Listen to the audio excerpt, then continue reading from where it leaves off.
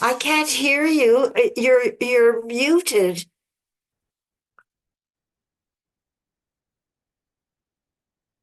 There we Okay, go. let me start. Oh, Oh, there you go. there we go. Thank you very much. Nice. So my father was passed away 97 years old 4 years ago. He'd come to Memphis really, I think, to open a day school. My grandfather had opened the first day school in Newark, New Jersey, which is still around. It's today Kushner Academy. The Kushner family, Jared's father redonated and rededicated the school, just like the Margolin Academy was rededicated. It was the Memphis Hebrew Academy. Now came the Margolin Academy because the family rededicated and rebuilt the school. So too, the Kushners rebuilt this school. It's now in West Orange. But if you look up the history, it was started in 1942 by my grandfather. There was no day school in Newark. There were Talmud Torahs. That was the traditional thing, was kids went to public school like my mother did and everyone in that generation. And after school, you would go at 3 o'clock or 4 o'clock in the afternoon, and you would have a teacher teach you Aleph Beis in Hebrew, and you would do that usually till a bar mitzvah or bas mitzvah. But it really did not instill a kid this, any kind of spiritual connection as much as a half day of a Hebrew study does. It was an hour a day, and honestly, the kids are tired at the end of the day, and it's not, so. So my grandfather started. There were 15 Talmud Torahs in Newark, but no day school. He opened the first day school. There was a lot of opposition because the Talmud Torah business was already a structured and a established business. It was supportive. A lot of the synagogues counted on the tuition for support, but as my father always did, he did what was right and necessary, not necessarily what was popular. And he opened up the first day school. My dad came here, opened up with 38 students. And to be honest with you, the school really flourished because of the women of this community. What happened was he had no money. There was no tuition for 15 years. So there was no income. So how does the school survive with no income? So part of it is you have to cut costs. So the women of Memphis would come and they would run the office, they would run the kitchen, they'd run the facility. They did what each volunteer women would come and take response. They wanted their children to have a Jewish education. They thought this was a good idea, and they gave their time and their effort, which cut the budget. If you don't need cooks and you don't need office staff and you don't need that, and that lasted for 15 years. Obviously, my father had to raise money too. He taught himself. He told me that when he started, he taught, there were two classes, like a kindergarten and first grade. He taught half a day, and he hired a public school teacher for, it was $4,000 a year was the salary, just to tell you how things have changed. And she taught the other half. So it was like it is today in the Hebrew Academy. It's a half day of secular, a half day of Limmudei Kodesh. And that's how the school started. And he spent over 70 years in the community. Later in life, he became the rabbi of much of the young rabbis of America counted on him. He was a mature, experienced rabbi, and they counted on him for their halachic questions. The phone rang all day. He was an expert in Jewish divorce, and one of his mitzvahs that he took upon himself was to see to it that secular women that don't have access to rabbis and whatever will get a Jewish divorce. Everyone understands that without a Jewish divorce, a woman is still technically married. So if she marries again, we have a problem. She technically is remarried without a divorce, even though she has a secular divorce. She doesn't have a get. And so he took upon himself to travel the country and the world too. And when he would go to Germany and South America, and whenever he could, he would go wherever he could to see to it that a woman who would not have a get, would not have a Jewish divorce, would have one. That was a mitzvah of his that he took upon himself, and it's possible that he wrote more Jewish divorces than anybody else in Jewish history, because it literally, he told me the most he did was 8 in one day in Denver. And he said it was a fast day and he almost died from it. He told me he had not eaten the whole day and he did 8 in one day. By the way, everyone is a handwritten document. It takes an hour just to write it, not to mention another hour for preparation, etc. And he did 8 in a day. So that was a mitzvah of his. But as he traveled the country, he would also work on improving the mikvahs in the various cities and the Sefer Torahs. And he was a Moel. He pretty much circumcised everyone in the city for 50 years, etc. So that was his life. And I think it's appropriate Shabbat. Hello, Cindy, how are you? It's an appropriate Shabbat weekend and the Sedra this week, because in actuality, the Sedra this week deals with failures of the physical self. In other words, when a person fails physically, so in the Torah's case, he would get a spiritual illness. We're not of that level. We're not, it's kind of like, I was thinking about it. If your car's very dirty, you don't really know what kind of dents you have. Only when you washed it off and you've got it clean do you really realize the imperfections, correct? So, in a way, things look okay when you can't see below the first coat of that. And a Jewish person's the same way. Until a person is really at a spiritual level, until we've removed the first level of dust, we can't see imperfections. But in reality is that the spiritual self can have imperfections, and that's what these weekly parshas are about. And my father's real focus was that he used his physical self. He got up at 5 every morning to get on an airplane. He would drive to Little Rock and fly to Dallas and then go to Houston. He would be in several cities on a day, and that was he exerted himself. And we really have an obligation to use our physical selves for God, for his purpose, like volunteering for the school and helping a synagogue and all those things we each do. I try to do as much as I can. We each have that obligation. So just to start a little, first of all, there's two seders this week. Tazria-Metzora, you can ask, why do we read two, some weeks two and some weeks one? And there's a simple problem. The problem is that in our world today, we want to begin and finish the Torah in Simchas Torah. Everybody knows in Simchas Torah, the kids have flags and apples, and we finish the Torah. Very exciting, but that's every year about the same time. The problem is that the Jewish calendar only has 50 weeks. If you have 50 weeks, how are you going to finish 54 sections? The Torah has 54 sections. The 5 books of Moses, Bereshis to Dvarim, have 50 sections, 54 sections. We've only got 50 weekends.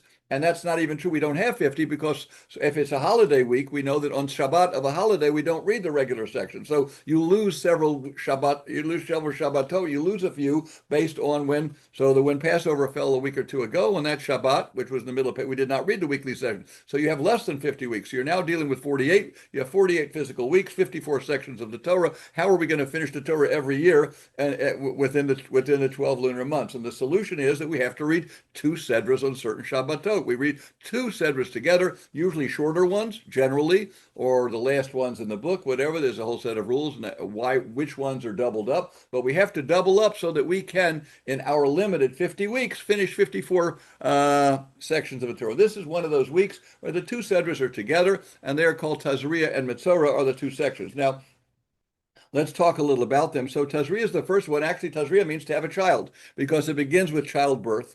And it talks about the laws of a woman who has a child and the process she has to. Today, again, the whole book we're in now, the Chumash we're in now is Vayikra. The whole Vayikra is really the spiritual book of the Torah.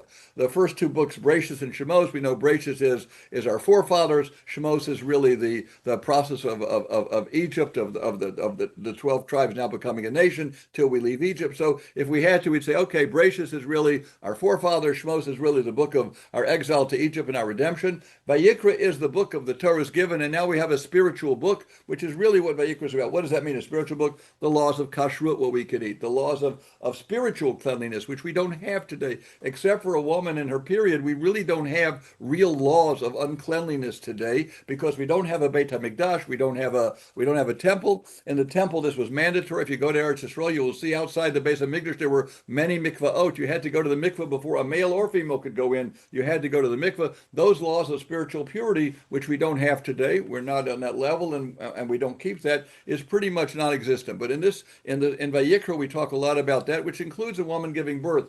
It's very fascinating. I saw the 4 words of the beginning of the Sedra is right. The 4 words is Isha ki Tazria V'yolda. The initials are Zechut. It's a privilege to the world when a woman gives birth. And I saw a few explanations. Why is it? Why should she have uncleanliness if she's giving birth? That would be like a holy process to have a child.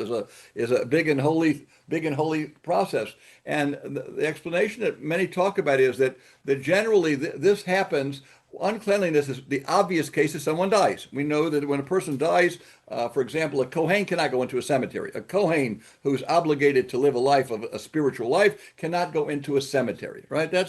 You'll see whenever you're at a funeral, there's a few guys outside. It's not because there aren't chairs. It's because they're probably Kohanim, and they're listening to the process outside because they cannot go in a room where the body is. Generally, at a funeral, the body's in the room. They're Kohanim. They have to keep a level of purity, so they do not go in the room they do not go in the funeral room, nor do they walk in the cemetery. They'll stand outside the cemetery. In Israel, when they bury a Kohen, when a Kohen passes away, they usually do it along the edge of the cemetery, so the family members that are also Kohanim can stand outside the cemetery and yet be near the grave, because it was in the center of the cemetery they would not have access. So a Kohen has these levels of purity. And so the question is, why would a woman be unclean? Nobody died. And it's fascinating. Some say one beautiful thought is that God comes to every childbirth. When a woman gives birth, God's there. And when the Shekhinah leaves, we've lost our spirituality. We didn't, thank God nobody died, but we lost the holiness. When a person dies, his soul leaves. So the soul has left, and now we have as a body. The soul has gone back to heaven. Here, God left. He came for the birth, and now he left, which is a fascinating thought. Some say that the impurity is because she's now lost that new life. The woman gave up that new life to be its own life. So it's not really it's not a sad event. It's a happy event. But in effect, she's now spawned a new life, and it's not a loss of life, but it's a separation from life. She's separated from life. Some say that's why the laws are more stringent if she has birth of a female child, because a female child is not only did she lose a life, she lost a life that itself will create new life. If she gives birth to a female, then in fact the female will one day be itself, God willing, a mother, and etc. So therefore, there's even a greater loss because the female is going to be is greater. I found a piece that I'd seen many times from the Rosh Yeshiva of YU. Rabbi Yoshe Soloveitchik was a Rosh Yeshiva of YU. He knew everything, and he made a eulogy for, it wasn't his mother, it was for his son's mother-in-law. In other words, his son Chaim, who really married and became the Tolner Rebbe. So his son had married the daughter of the Tolner Rebbitzin. So he spoke at the funeral, and I just want to read it. We don't eulogize on during Nisan, but we don't know her. It's not really. I want to look at this magnificent piece on motherhood. I'm going to read it literally because I cannot. There's nothing I could say that would improve it. He said like this. We have two Masorahs. The Jewish nation has two legacies: the Masorah of our fathers and the Masorah of the mothers. Torah Savicha, the Torah of the mother, Umusar Imecha, and the guidance of the mother, the father and the mother. He says like this: one learns much from the father: how to read, how to comprehend. He teaches him Torah, how to analyze things, conceptualize. He learns from the father what to do and what not to do. The father teaches the discipline of thought and the discipline of action. So the practical, what to do and not to do, he learns as the father, as a Rebbe. So what is Torah's Imecha? What is the mother giving? Listen what he says. Let me draw from my own experiences, Rabbi Yoshe Soloveitchik said. From my mother, I learned very much. Most of all that I learned is that Judaism expresses itself not only in compliance of the law, but also in the living experience. She taught me there's a flavor, a scent, and warmth in mitzvot. I learned from her that the most important thing in life is to feel the presence of God and the gentle pressure of his hand resting upon my frail shoulders. Without her teachings, which were often taught to me in her silence, I would have grown up soulless, being dry and insensitive. The laws of Shabbat, the laws were passed by my father. That was the teaching of my father. But the Shabbat as a living entity, as a queen, was revealed to me by my mother. It's part of the Torah Mecha, the guidance of a mother. The fathers knew a lot about Shabbat, but the mothers lived Shabbat. They experienced its presence and perceived its beauty and splendor. The father taught generations how to observe Shabbat. Mothers taught generations how to greet the Shabbat and enjoy her 24-hour presence. I thought it's a magnificent piece that the taste, the flavor, the smell, the warmth of Shabbat is something that only the mother would give over to the child, whereas the practical laws were taught by the father. There was a second piece here. A Rosh Yeshiva once asked why Yiddish was a holy language. Why is it that we treat the German, everyone knows Yiddish is a German, a corrupted German that the Jews spoke around the world. Why is it holy?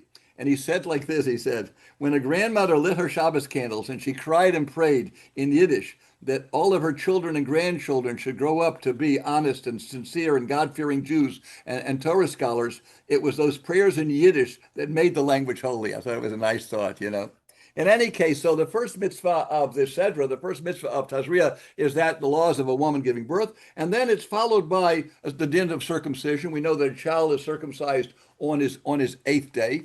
And as I said, my father was a mole. He must have done over 1,000 circumcision. I have a book. Every one that he did, he wrote down, and he traveled the world. It was not easy because a lot of times he had to go over Shabbat. If the bris is on the eighth day, it has to be done on the eighth day. And sometimes he would go to a city to do a bris where the family itself didn't keep Shabbat. So he would be in a city, have to stay in a hotel or a motel near the family, walk there on Shabbat, and do the Brit Milah. He asked his Rabbi, Rav Moshe Feinstein, did he have to go and do it on the eighth day and leave his family and A guy from Fort Worth, Texas, told me he had four sons on Shabbat. Four times my father had to go to Fort Worth, Texas to spend Shabbat. So he asked his Rebbe, why do I have to go if they don't even keep Shabbat? And the Rebbe said, Ramosha said, it's not up to them to decide what day they want it. And God said it's the eighth day. So therefore, whether they're, he once told me, he said that he went to one family, the bris has to be during the day. You can't do it at night. So it was Shabbat and he went and they wanted their rabbi to come. They had a conservative reform rabbi who was out golfing, and they would not start the bris till he came. It was getting dark already, you know what I mean? And my father had to do the bris. He said finally he came in his golf shorts. You know what I mean, to do that. But that was his sacrifice to make sure that Jewish boys all over had their brit on the eighth day. The interesting thing, why is it the eighth day? So first of all these mitzvot, we don't know the reason, but some say because the world was created in 7 days, so 7 days the natural order. A Jew is actually this young Jewish child is now in a spiritual world which is above the natural world. He's no longer in the physical world. He's now beginning a life. Some say that the eighth day is because we need him to have lived through one Shabbat.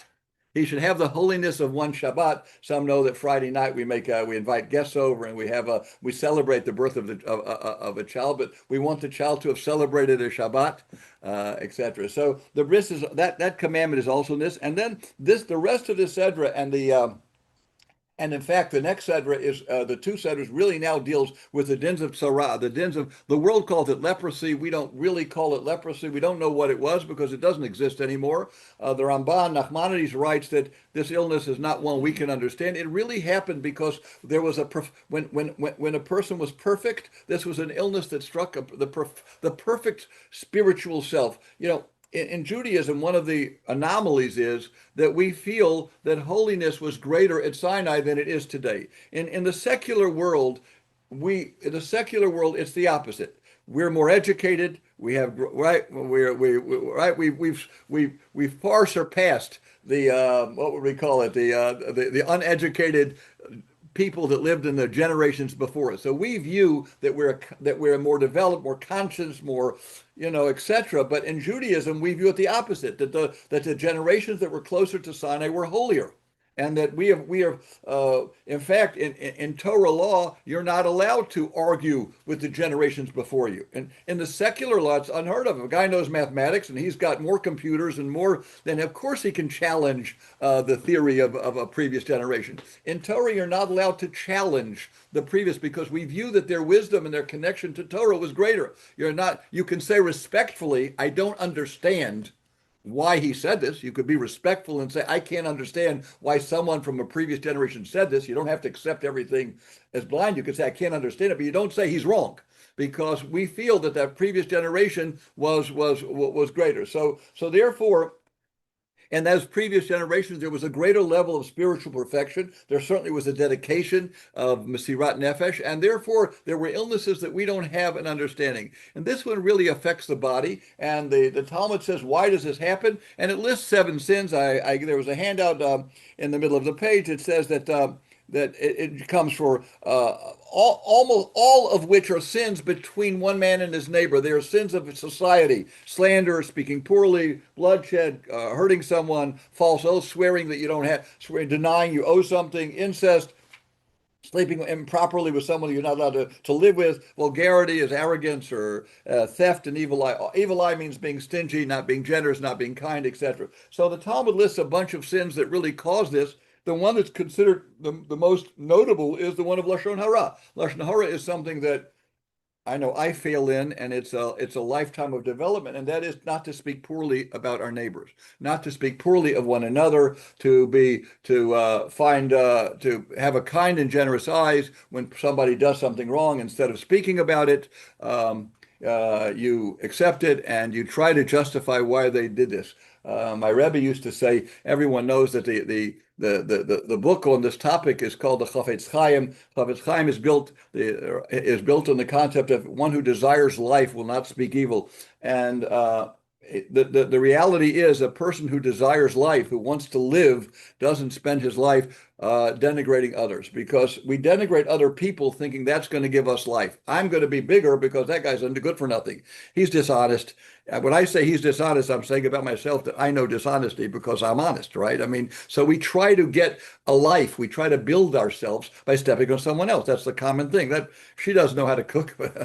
What does that mean? I'm an expert on cooking, and I can tell you her stuff is not right, is no good. So when we denigrate someone else, often, and it comes from insecurities of our own self, we build ourselves. Healthy people that are comfortable in themselves don't feel a need to denigrate anybody else because they're comfortable in who they are. So my Rebbe used to say the reason it's Mio Isha Chafetz Chaim, why is it that it gives you life? Because life comes about in life is that we've built ourselves up when we're satisfied with who we are, not when we're stepping on someone else. That's not going to give us life.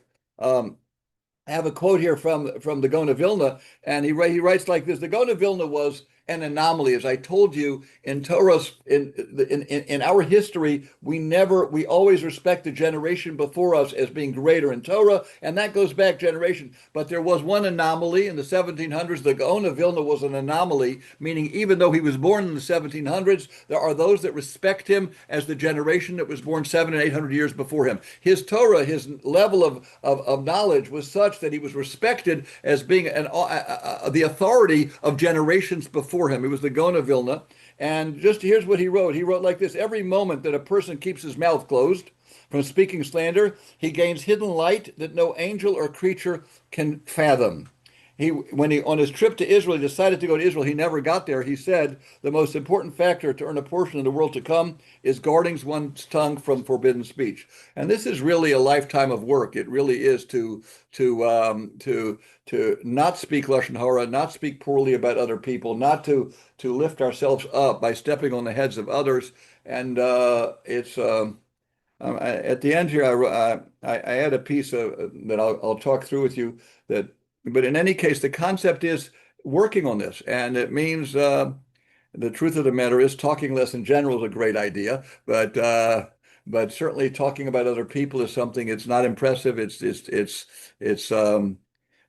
discouraging, and it's an abuse of the physical self. God gave you speech. Speech is the physical way that we take out our thoughts. We have thoughts. How do you express your thoughts? You express your thoughts through speech. And so speech is the physical way a person, expresses themselves. When we speak poorly and we speak lashon hara, we're denigrating that physical self. We're taking the physical self, which was used to bring light to the world, right? My Rebbe used to say like this, Rabbi Freifeld used to say like this. It says that Noah built an ark. And it says in the structure of the ark, there was a window. Sohar ta'aseh lateva, there was a window. Someone told me that there's an ark in Kentucky somewhere. They built an ark that's really, it's worth seeing to scale and everything. I think it's the Christians, but the ark is worth seeing. And it says that it had a window. Sohar ta'aseh lateva. And my Rebbe used to say like this: Sohar means light.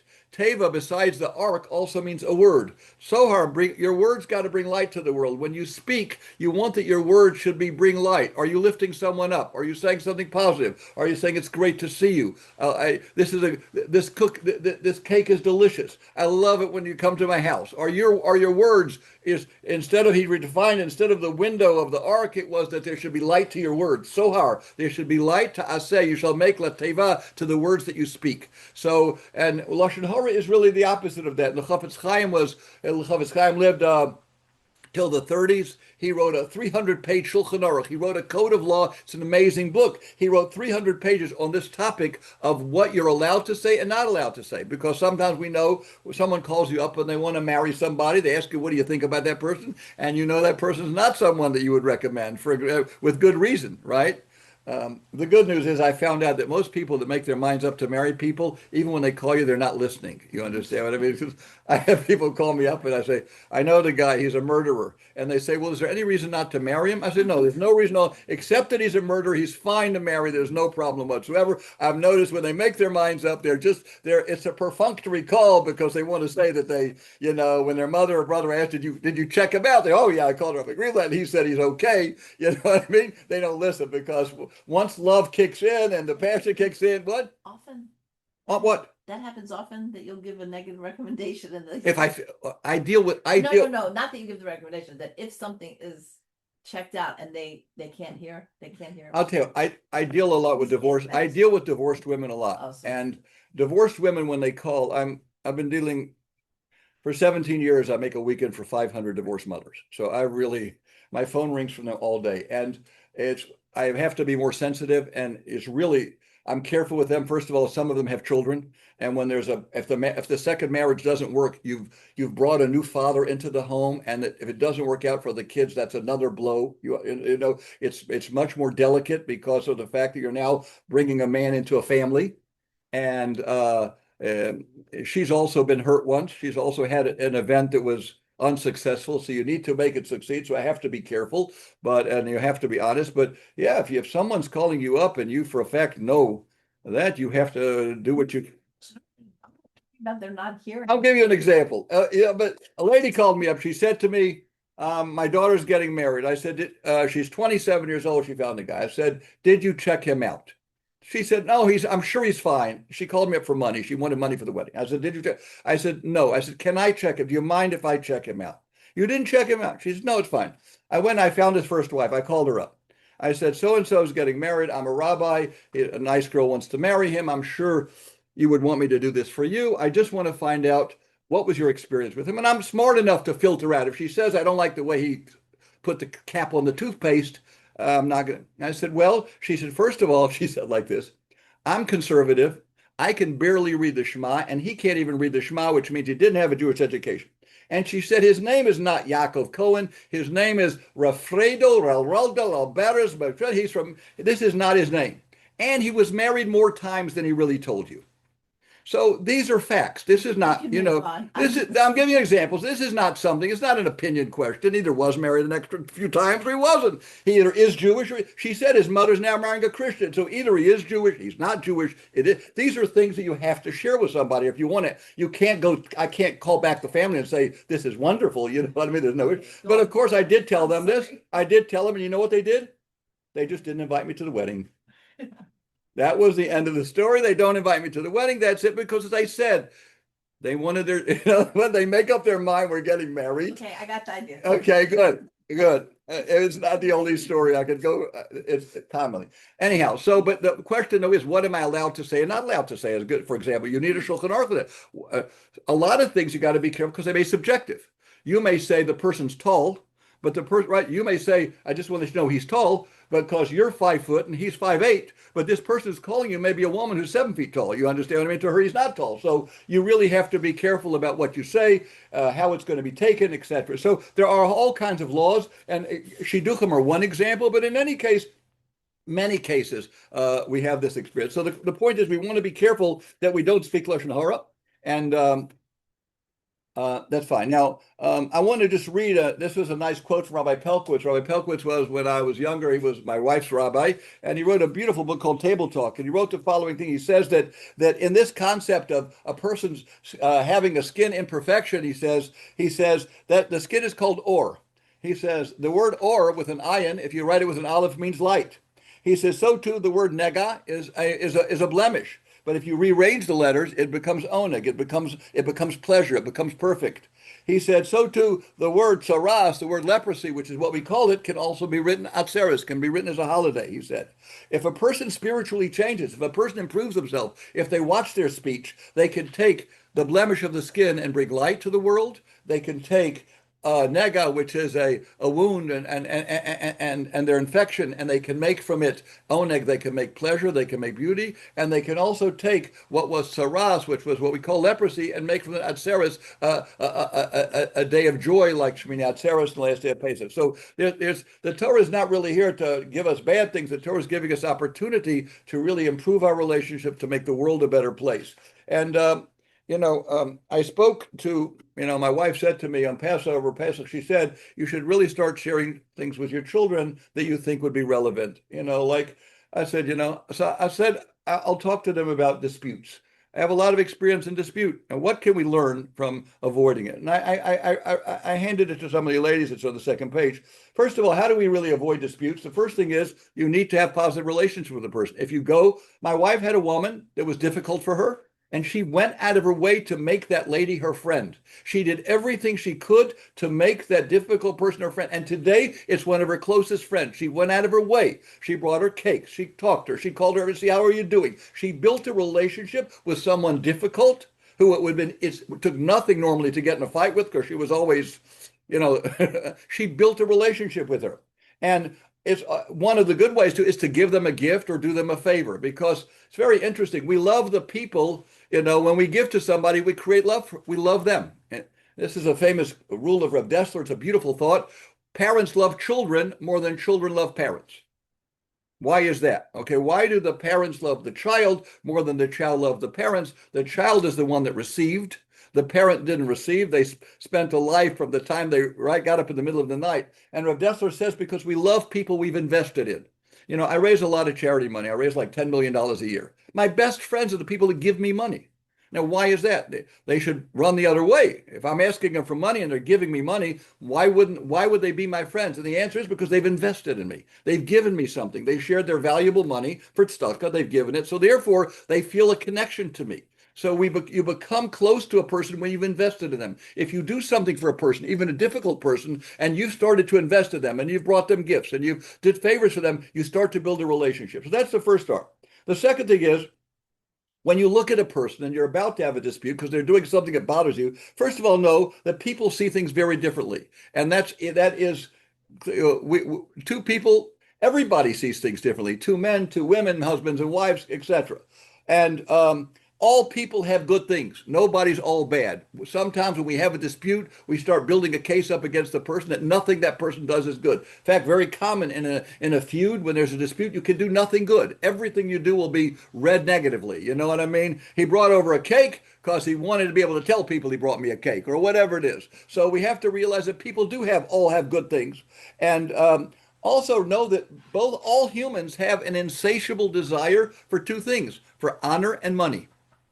Money is something you cannot have enough of, right? They said to Howard Hughes, who was the richest man of his time, they said, how much money is enough money? You have all the money. It was known he never even cashed his checks. He didn't cash checks because he didn't need it. They said, how much money is enough money? He said, just a little bit more.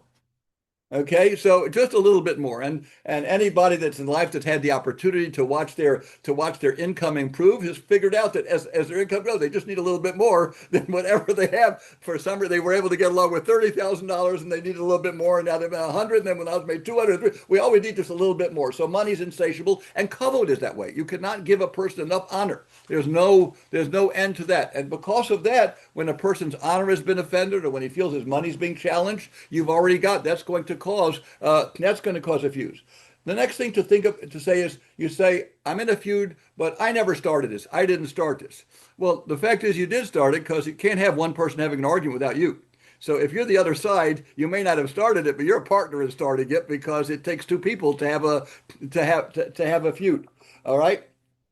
Now, also, the way how do you know you're in a fight? You know you're in a fight when you do something that's not based on why it started. So, for example, if you wreck into my car and I call you up and I say, how are we going to settle this because I really need to fix the car? That's not a feud. If I say, tomorrow I'm not going to pick your kid up for school because I'm mad that you wrecked into my car and didn't tell me, or I'm going to do something else. When you start to do something that's not related because you're doing it out of spite, that means we've started a machlokas. We've started a feud because I'm now doing things that are not related to what happened. So one piece of advice is, if you start and you want to speak to the other person to resolve it, if you're in a rush to speak to him, it's probably not the right thing. The best thing to do it is with a level head after you've rested.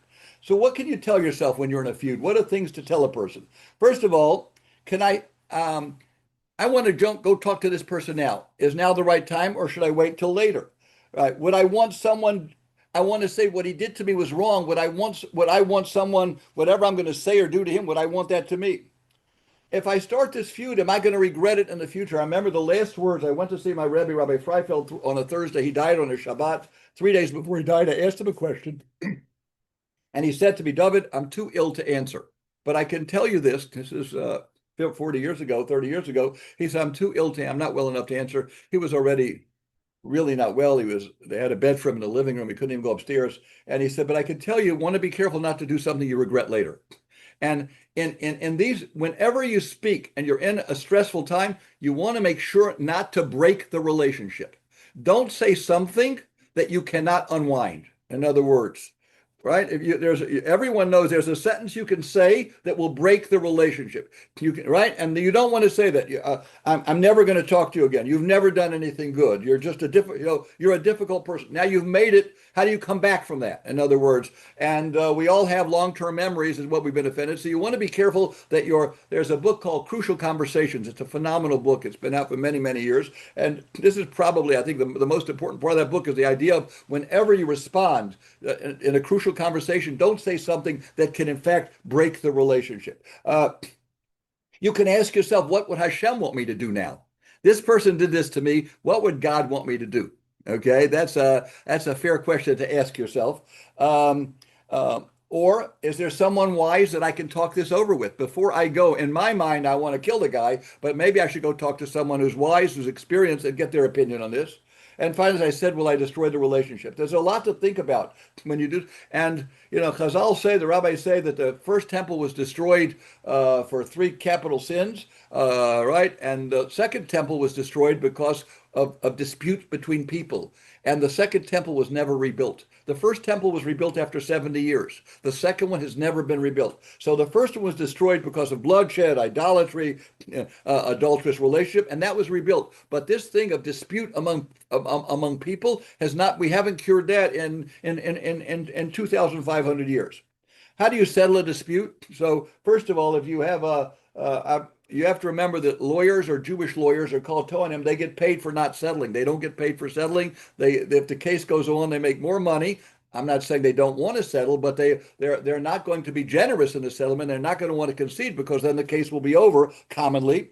And we want a peaceful settlement. And sometimes, in fact, you could have lawyers. I have this all the time. The lawyer says, if you give me this case, I'll for sure win it. And don't worry about it. I'll take care of it. You'll win. And of course, the person is excited about that. Often they don't win. And you end up spending years in court and having to get a settlement that you could have gotten much earlier. I see this in divorce all the time. You see this in inheritance disputes, etc. And the bottom line is, if you want peace, you have to buy it. And the way you buy it is by giving up something that you don't want to give up. So everybody goes into dispute, and whether it's a divorce, I want only custody, I want all this money, I want the house, I want all this, I want everything. And I had a lady call me last week. She called me. 3 years she's been in court fighting with her ex, and she just called me because she wanted me to get everything that she wanted me to get for her.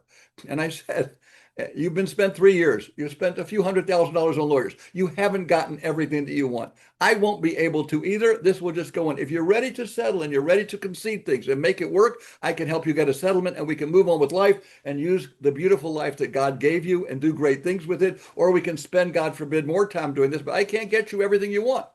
She had a list. She hung up the phone, end of conversation. She's not coming back because she's got, and she was offended. She was hurt, and wrong things happen, and that's what happens in dispute. Not saying the other person didn't do anything, but if we don't concede things and we don't let things go, we'll end up spending, and it ends up hurting ourselves. It's our physical self. We get sick from it, right? What did Dr. Tversky once say? You're letting somebody live rent-free in your brain, right? You're letting someone live rent-free in your brain all day. The bottom line is that life is long and disputes can last for generations. I think there was the Hatfields and the McCoys was a dispute that went on for hundreds of years. Pain and embarrassment are a forgiveness. The fact that you were embarrassed, this person caused you pain, they caused you loss, that's a kapara. Being silent when you're angry builds the world. Chazal say, the rabbis teach us that if a person can close their mouth, right? Tola eretz al balima, if a person is bold, if you close your mouth, you build worlds, and you certainly do. You build relationships of worlds. And finally, I think it's a wonderful thought. If you really believe in God, and you really believe he's fair, and you really believe that he's going to give you everything you deserve, and we do believe that, so there's nothing this person can really take from me. They may temporarily win this dispute. They may temporarily get more money from the inheritance than they deserve. They may end up, but at the end of the day, if God is here and life is, and he's going to make sure I get what I deserve, I will get that back, whether it will be here or whether it will be in the next event or whether something else will happen. But God will make sure that at the end of the day, things end up where they're supposed to end up. So even though I'm conceding here, I shouldn't realize that therefore I've forfeited something, because all of us know that, the events that happen where right? Parnasa, certainly income is that way. There's a famous story. The Rabbi saw a guy running. He said, "Where are you running?" He said, "I'm going to my income. I'm going to work." He said, "How do you know it's not that way?" Another, we don't know where our income is. We get a poor job and we end up, it becomes a wonderful job. We get a great job. It ends up being a poor job. We really don't know where it's going to come from. But accepting the fact that God is fair is a way to avoid disputes. If we can avoid disputes, we'll avoid Lashon Hara. If we avoid Lashon Hara, we got the message of this week's Sedra. And that's it. I'll take any questions. And I enjoyed being with you. And it should be a schluss for my father, not that Tzvi ben Rav Yitzchak, who really, he was, a very pure Jew. And he didn't have a personal self. He traveled simply. He would leave the house with a piece of bread and an egg, and he would go away for a few days. That was his all he took with him. And his more important thing was that there should not be dispute, and that there should be love in the world, and people should connect to God and have a meaningful spiritual life. And that's really what the Seder is about, I think, is etc. So any questions, ladies? Anybody online? What? Yes. Amen. Thank you. Is that a guiding force for a Beis Din? Two claimants, I guess, come to Beis Din, and they're usually not a winner.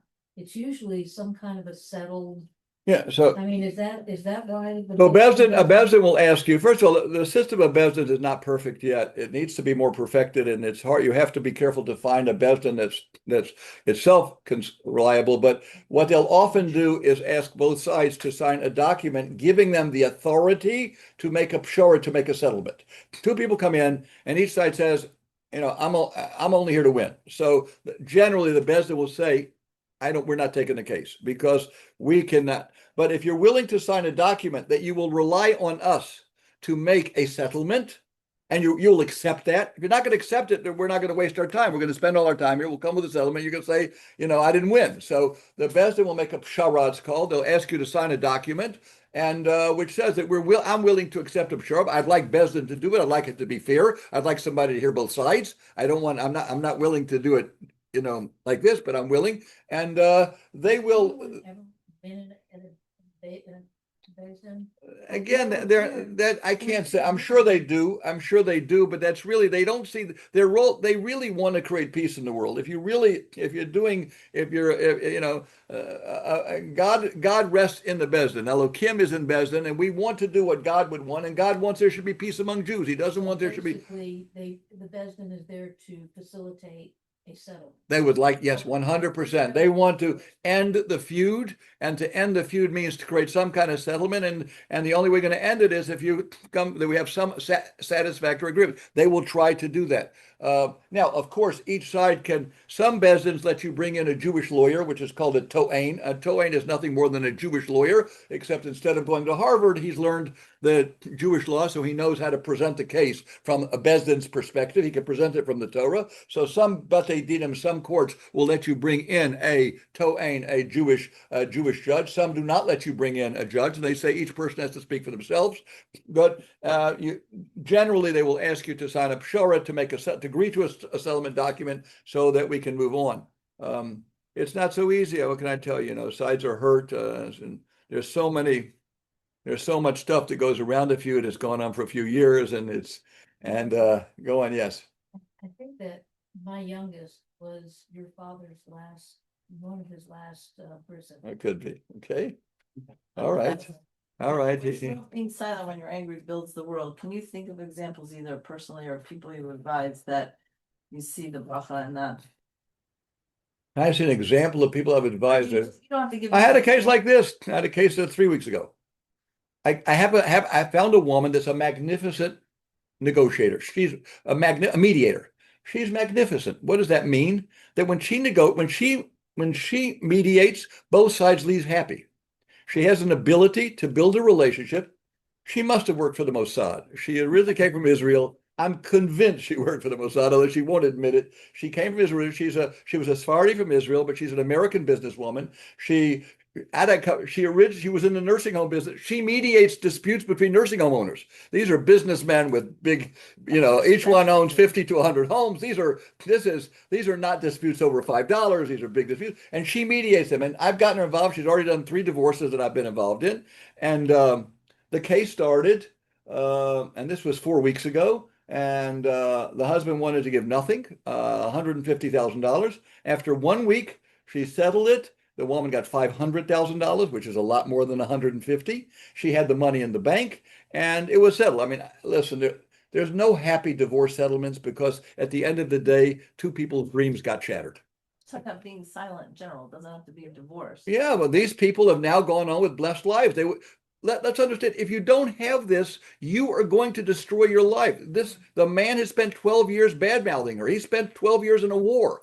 What kind of life can you have if you spent your life trying to mess each other over because you're angry? Once you've separated and now there's a settlement, you already have blessing because you have your life back. You're not spending your life. So why is that not rebuilding your world? It is. And I can think of a case of someone I know that's divorced with 3 kids, and the point is she stayed silent from the very beginning, from when she got divorced, not in Memphis. Right. And she moved on with her life. Right. She's not remarried. The man remarried. Okay. She has 3 kids she's supporting. He doesn't pay a cent tuition. And she told my husband this, and like, there's nothing you can do. But here she stayed silent. She never complained why they got divorced. I think he initiated it. She never complains about that he doesn't get tuition. She was telling it to him in a business. I will tell you something I've seen in life. So sad. The women that do this, and I've seen it, my wife and I have both seen it many times, you can call Debbie, end up with blessed children. The women that avoid that bite their lips, their children know what's going on, and they watch their parents, and they end up having beautiful, beautiful children. I have several families we've watched. We're old enough to watch it over 30 years, watch it unfold. And when you do that, you end up with, that's God's gift to you is beautiful children. And what more could how much is that worth? In other words, anybody that's got a difficult child can tell you, everybody's got a bunch of children, but I got one difficult one. I got a few that are trying to kill me. So everybody's had a few children. We know what it is to have children that are happy and that are blessed and leading productive lives. That is the gift you get. That's what happens. Now, yes, we don't, unfortunately, our systems are imperfect. The biggest imperfection is the American court system. It's terrible. I mean, you could go back for the rest of your life and come back every day and start the case. You do not, it never ends. And the one with a better lawyer wins, and the one who spends the most money wins. And the more. My point is to stay silent. It's very difficult. Very difficult, but I'm telling you, you could not do what she did. Well, but the gift is you get beautiful children, and I have it's not common, by the way. It's very difficult. Many people will start, they want an amicable divorce. They'll tell you that. But what happens is, as life moves on, it gets hard. Either because, listen, you know what? Even a couple has a hard time. You're happily married, they have stress. But a divorced couple has no means of resolution. They have a dispute. She put him in a school he doesn't like, or he didn't, or whatever the issue is, we don't have a means of resolution. So it's very difficult to keep an amicable divorce. You really have to work hard and bite your lip because it's hard. Like I said, especially when you've got the kids, the first year or two, it's, I want the kids. No, I want the kids. And for years 4 through 20, it's, why didn't you take them? Why don't you take them? It's like, This guy commutes to kids to this in any case, what a pleasure to speak to all of you. Thank you so much. And all of us should only have blessing in our lives, and we should have really the Torah uses the word Adam in this whole set. Adam has no plural form. The word Adam, there's no plural form because we want to be one. We want to be unified, and Klal Yisrael is strongest when we're unified, and that's something we all have to work at in our own communities all over the world. Have a good day, everybody. It was nice to talk to you. Thank you. And Shabbat Shalom. Yeah. Rabbi, you can end your session. Rabbi, I have a few questions. Yes, ma'am. How's your mom? My mom is pretty good for 96, I'd say. She